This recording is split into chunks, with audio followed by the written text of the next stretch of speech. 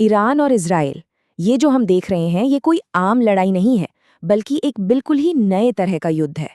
तो आखिर वो क्या अनोखी रणनीतियां और तकनीकें हैं जो इस जंग को इतना अलग बना रही हैं? चलिए, इसी को समझते हैं। तो एक बहुत बड़ा सवाल खड़ा होता है ना, कि कैसे कोई पुरानी सस्ती टेक्नोलॉजी दुनिया के सबसे एडवांस्ड, सबसे महंगे डिफेंस सिस्टम को टक्कर दे सकती है। ये वाकई एक अजीब सी जंग है, जहां अरबों की हाईटेक ढाल को आप कह सकते हैं बहुत ही अनूठे तरीकों से टेस्ट किया जा रहा है। तो चलिए, सबसे पहले जरा हथियारों की बात कर लेते हैं, क्योंकि ये असल में, जानते हैं, एक तरह का हाई स्टेक शतरंज का खेल है। एक तरफ हमला करने वाली टेक्नोलॉजी है और दूसरी तरफ उससे बचाव करने वाली। तो इस शतरंज के खेल में पहली चाल क्या है? पहली चाल है दुश्मन को अंधा कर दो। कैसे? उनके जो बेहद महंगे लंबी दूरी के रडार सिस्टम है, सीधा उन पर हमला करो। और जरा सोचिए, ये सिस्टम कोई सस्ते नहीं होते, अरबों की लागत आती है इनमें। तो इनको तबाह करने का मतलब हुआ, आपने सचमुच दुश्मन की आंखें ही फोड़ दी।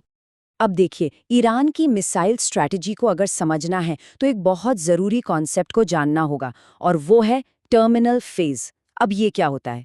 ये किसी भी बैलिस्टिक मिसाइल की उड़ान का वो सबसे आखिरी, सबसे क्रिटिकल मोमेंट है, जब वो अपने टारगेट के बस बिल्कुल करीब होती है। और ईरान की जो फतह मिसाइल है, वो ठीक इसी टर्मिनल फेज का फायदा उठाती है।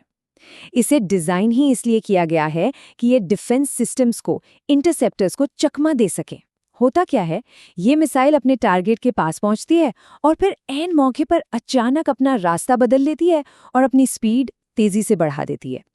ये जो लास्ट सेकंड की चाल है ना, ये किसी भी डिफेंस मिसाइल को पूरी तरह कंफ्यूज कर देती है। और यहीं पर इस जंग का असली आर्थिक पहलू सामने आता है। जरा सोचकर देखिए, सिर्फ एक इंटरसेप्टर मिसाइल की कीमत है लगभग 36 करोड़ रुपए। ये एक बेतहाशा महंगा बचाव है, खासकर तब जब आपका मुकाबला कुछ $1000 के ड्रोन से हो रहा हो। ये तो हिसाब ही नहीं बैठता। तो सवाल है, इस महंगे बचाव का जवाब क्या है? जवाब है सस्ते धोखे। जी हाँ, ईरान बहुत ही सस्ते और सिंपल डीकॉय, यानी कि नकली टारगेट का इस्तेमाल करता है। जैसे कि बड़े बड़े गुब्बारे जिन पर ऐसा लेंस लगा है कि वो रडार पर फाइटर जेट जैसे दिखें, या फिर जमीन पर ही लड़ाकू विमानों की पेंटिंग बना दी। मकसद बिल्कुल साफ है, सामने वाले की 36 करोड़ की मिसाइल को कुछ $1000 के एक नकली टारगेट पर बर्बाद करवा दो। लेकिन रुकिए, ये लड़ाई सिर्फ हथियारों और टेक्नोलॉजी तक ही सीमित नहीं है। इसके पीछे एक बहुत गहरी और कह सकते हैं कि एक अपरंपरागत सोच काम कर रही है। और ये सोच जवाब है डेकैपिटेशन स्ट्राइक का। अब ये क्या है? इसका मतलब होता है एक ऐसा हमला जो किसी देश के टॉप लीडर्स को ही खत्म कर दे, ताकि पूरा देश बिखर जाए। तो ईरान की ये जो रणनीति है, वो यही पक्का करती है कि अगर मान लीजिए नेतृत्व पर हमला हो भी गया, तो भी देश लड़ना बंद न करे। मतलब अगर सिर कट भी जाए तो धड़ लड़ता रहेगा। और ये होता कैसे है? इसे किया जाता है 31 आज़ाद ब्रिगेड बनाकर। जरा कल्पना कीजिए, हर एक ब्रिगेड के पास अपनी मिसाइलें हैं, अपने ड्रोन हैं और अपना खुद का कमांड स्ट्रक्चर है। ये नेटवर्क इतना ज्यादा फैला हुआ और लचीला है कि इसे एक साथ हराकर लगभग नामुमकिन हो जाता है। अच्छा, अब जमीन से जरा समंदर की ओर चलते हैं, क्योंकि यहाँ पर खतरा एक बिल्कुल ही अलग रूप ले लेता है, खास तौर पर हॉर्मूज की उस तंग खाड़ी में। अब सवाल ये है कि कोई एक साथ 15,000 टारगेट से अपना बचाव कैसे करेगा? यही वो सवाल है जो मच्छर ब्रिगेड नाम की स्ट्रैटेजी की जड़ में है। इसका एक ही मकसद है, पूरी तरह से केओस, यानी कि अराजकता फैला देना। एक ऐसा माहौल बनाना जहां एक बहुत बड़ा और आधुनिक जंगी जहाज का सोफिस्टिकेटेड डिफेंस सिस्टम भी पूरी तरह से फेल हो जाए। पर ये कहानी सिर्फ ईरान और इजराइल तक ही सीमित नहीं है। बात इससे कहीं ज्यादा बड़ी है। इसमें दुनिया की बड़ी बड़ी ताकतें भी शामिल हैं, जो पर्दे के पीछे से एक शैडो वॉर, यानी कि एक छाया युद्ध लड़ रही हैं। तो कौन किसकी तरफ है? ये एक बहुत ही उलझा हुआ जाल है, जहां कई देश एक दूसरे का साथ दे रहे हैं, कुछ सीधे तौर पर तो कुछ प्रॉक्सी के जरिए। और इसका एक बहुत ही दिलचस्प पहलू ये है कि कैसे एक जंग का मैदान दूसरी जंग की तैयारी के लिए एक रियल लाइफ टेस्टिंग ग्राउंड बन गया है। यहाँ से मिले डेटा से हथियारों को लगातार और बेहतर बनाया जा रहा है, अलग अलग मौसम के लिए तैयार किया जा रहा है।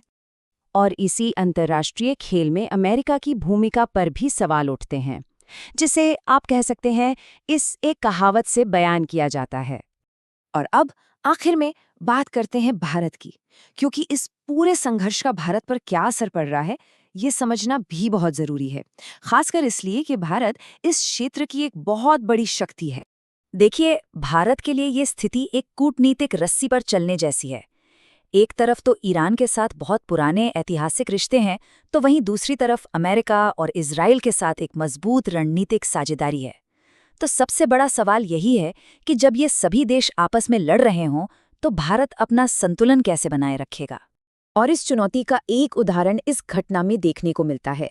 ये जो घटनाओं का क्रम है, ये दिखाता है कि कैसे भारत के अपने ही प्रभाव वाले क्षेत्र में उसकी क्षेत्रीय ताकत को कथित तौर पर कमजोर किया गया। और इसी वजह से भारत की कूटनीति की निरंतरता पर भी सवाल उठाए जाते हैं। जब अलग अलग घटनाओं पर भारत की प्रतिक्रियाओं में अंतर देखा जाता है, तो उससे ये लगता है कि शायद भारत की विदेश नीति काफ़ी दबाव में काम कर रही है। तो इन सब का निचोड़ क्या है? जब हम तकनीक, रणनीति और ग्लोबल पॉलिटिक्स इन सब को एक साथ जोड़कर देखते हैं, तो ये सिर्फ एक क्षेत्रीय लड़ाई नहीं रह जाती, बल्कि ये एक बदलते हुए वर्ल्ड ऑर्डर की पहली झलक है। एक ऐसी दुनिया जहां नई रणनीतियां और नए गठबंधन पुरानी और पारंपरिक सैन्य ताकतों को सीधी चुनौती दे रहे हैं। और ये सब कुछ हमें उस एक सबसे बड़े सवाल पर लाकर खड़ा कर देता है। क्या ये संघर्ष, क्या ये लड़ाई मॉडर्न वॉरफेयर यानी आज के ज़माने में जंग लड़ने के तौर तरीकों और नियमों को हमेशा के लिए बदल रही है?